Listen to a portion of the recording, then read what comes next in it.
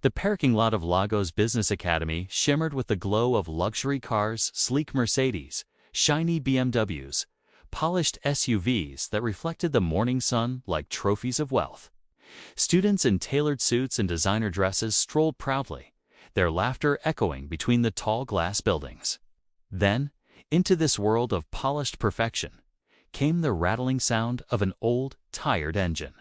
Every head turned as Amara Okoye slowly pulled her faded Toyota Corolla into the lot. The car coughed, sputtered, and finally stopped with a groan that drew laughter from the crowd. Standing near his black Range Rover, Chike Ademi, dressed in a perfectly fitted navy blue suit, smirked. His voice was loud, deliberate, meant for everyone to hear. "What is that, a student or a mechanic? Someone tell her this is a business school, not a scrapyard."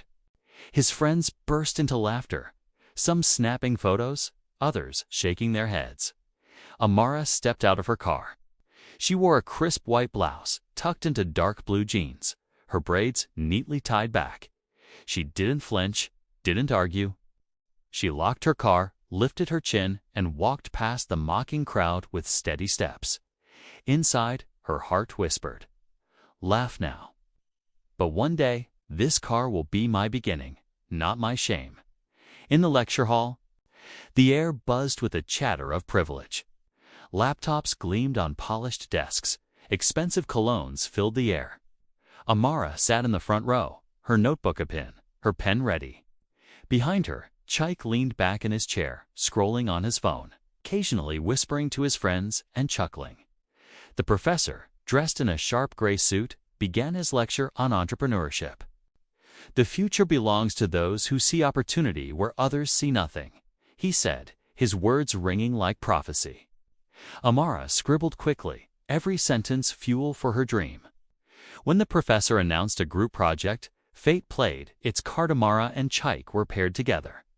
Chike laughed out loud. "I'm supposed to work with Miss Scrap Metal. Fine, as long as she doesn't bring her junk car to class." His friends roared with laughter again. But Amara turned to him calmly. "You mock what you don't understand. That car has taught me more than you'll ever know." Chike smirked, leaning closer. "And what has it taught you?" "How to break down in traffic." Amara didn't blink. "It taught me that Africa deserves cars built for us, by us, not just imports. One day, we will drive cars designed here, manufactured here, and trusted worldwide." The room fell silent. Even the professor paused, impressed by her boldness. But Chike only laughed harder. "Dreams are free, Amara, but reality belongs to people like me." From that day, the rivalry burned quietly. While Chike flaunted his wealth, arriving in a new car every semester, posting photos from Dubai vacations, Mara lived simply. She took part-time jobs, saved every naira, and spent long nights in the library. Her old Toyota became her classroom. Weekends found her with sleeves rolled up, grease on her hands, studying every nut and bolt. Students passing by shook their heads, whispering, "She'll never make it.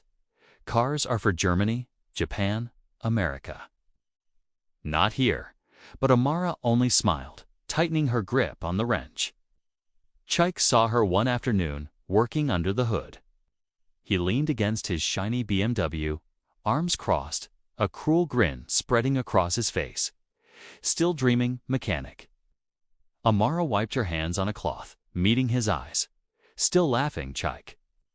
Good, because one day, you won't." Graduation day arrived, glittering with pride and pomp. Students wore designer gowns, parents beamed with joy, and the hall glittered with golden lights. Chike strutted in a custom Italian suit, his Rolex flashing under the chandeliers. When Amara's name was called, the dean paused. Amara Okoye is this year's winner of the Innovation Prize for her groundbreaking project, affordable, locally made African vehicles. The hall erupted in applause. Amara stepped forward in her simple navy gown, holding her certificate with tears shining in her eyes. Chike clapped slowly, his jaw tight. He leaned toward his friend and muttered, Awards don't pay bills. Let's see her survive outside these walls. The real world was harsher than the classroom. Banks rejected her loan applications. Investors dismissed her. Cars require billions, advanced technology, global trust, they said. Africa isn't ready. But Amara didn't give up. She sold jewelry she had made, took small jobs, and saved until her tiny garage was filled with scraps of metal. At night, the sparks of her welding torch lit the darkness. Her determination louder than the doubt that surrounded her. One evening, as she drove home, her old Toyota gave its final breath, breaking down in the middle of the road. For a moment, Amara sat in silence, her chest heavy. Then she smiled, tears rolling down her cheeks. "Thank you, old friend," she whispered to the car. "You carried me until I was ready. Now, I'll build something new." Months later, she entered a startup competition. Wearing a sharp black suit, she stood before wealthy investors, her slides filled with statistics and bold visions. She spoke passionately. Africa imports millions of cars every year. What if instead, we built cars here affordable, durable, designed for our roads, our people, our future? Some nodded politely, others looked skeptical. Then, from the judge's table, a familiar voice sliced through. It was Chaik, dressed in a sleek tuxedo, now a representative of his father's import business. He leaned back in his chair, smirking. "With respect, this is impossible. Cars require billions in capital and decades of experience. Africa is not ready.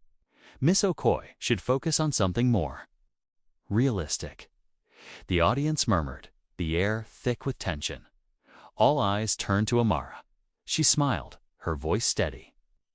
"With respect, Mr. Adaimi, Africa has always been ready.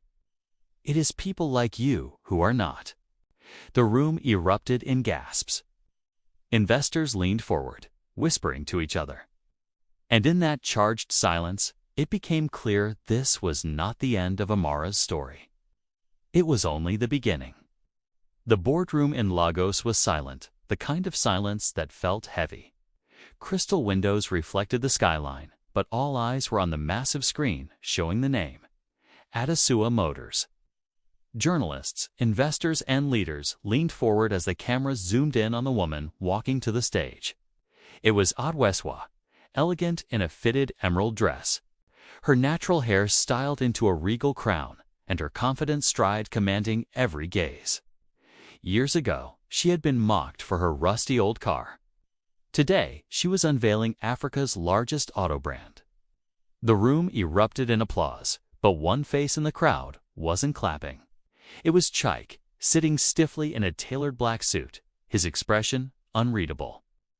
He remembered that afternoon when he had laughed at her old car, unaware that the very woman he mocked would someday tower above him. Adesua paused before speaking. She scanned the audience, her gaze momentarily locking on Chaik. The air thickened with unspoken history. She smiled faintly, then began her speech, her voice steady but charged with emotion. "Years ago, I was underestimated. People saw my weakness, my lack, my broken-down car. But I saw possibility. That old car carried not just me, but my dream. And today, that dream is no longer just mine, it belongs to Africa." The hall shook with applause again, her words resonating with entrepreneurs, dreamers, and even critics. But while the world celebrated, Chaik was battling an inner storm. Once a proud businessman himself, his empire was now shrinking. He had thought wealth was permanent, yet in chasing pride, he lost focus. And now, the woman he had once belittled was standing higher than him. He felt both shame and admiration. He leaned back in his chair, eyes fixed on her, trying to decide whether to stay invisible or confront the truth that haunted him. The scene shifted to the gala after the launch. Music played softly, glasses clinked, and guests in sleek gowns and sharp tuxedos mingled under golden chandeliers. Adesua moved gracefully from one group to another, shaking hands with governors, foreign investors, and young engineers. She was no longer the girl with an old car. She was a symbol of power. But suddenly, she felt a tap on her shoulder. She turned and found herself face to face with Chaik. For a brief moment, the world around her seemed to blur. Chaik cleared his throat. His voice was softer than she remembered. "Adesua," he said, eyes lowering for the first time, "I never thought I'd see this day. Back then, I mocked you. I thought I was better. But look at you now. Africa is clapping for your dream, and I was wrong." His words carried the weight of regret, and his face, once smug, now carried humility. The crowd around them continued to laugh and chat. Unaware of the storm between these two figures, Adesua studied him quietly. She could have mocked him back. She could have reminded him of every insult. Instead, she asked calmly, "Why are you telling me this now, Chaik?" His eyes glistened. "Because I need you to know that I respect you. Truly, you turned pain into power, and I hope someday I can do the same." His voice cracked slightly, showing a side no one had ever seen of him. For a moment, silence fell between them. Adesua's expression softened. She placed her glass down and replied, "Life has a way of humbling us, Chaik. What matters is not where we start, or even how we fall, how we rise." Then she smiled faintly, offering him her hand. It was not an embrace of friendship, nor of love, but of respect. Chaik hesitated, then slowly took her hand. In that handshake, an old chapter closed, and a new one began as the gala ended. The camera lingered on Adesua, stepping outside to the parking lot, where rows of her brand's new cars gleamed under the moonlight. She ran her fingers along the hood of one model and whispered to herself from an old car to an empire. Her eyes welled with tears, not of pain, but of triumph. And just as the screen began to fade, the narrator's voice echoed, once mocked, now celebrated, once doubted, now unstoppable. This is the story of turning laughter into legacy. Moral of the story: never underestimate anyone because of what they lack today. The person you laugh at might be building an empire tomorrow. Dreams grow quietly, but when they bloom, the whole world notices. What do you think? Did Adesua do the right thing by forgiving Chaik, or should she have walked away without a word? Share your thoughts in the comments. I want to hear your opinion.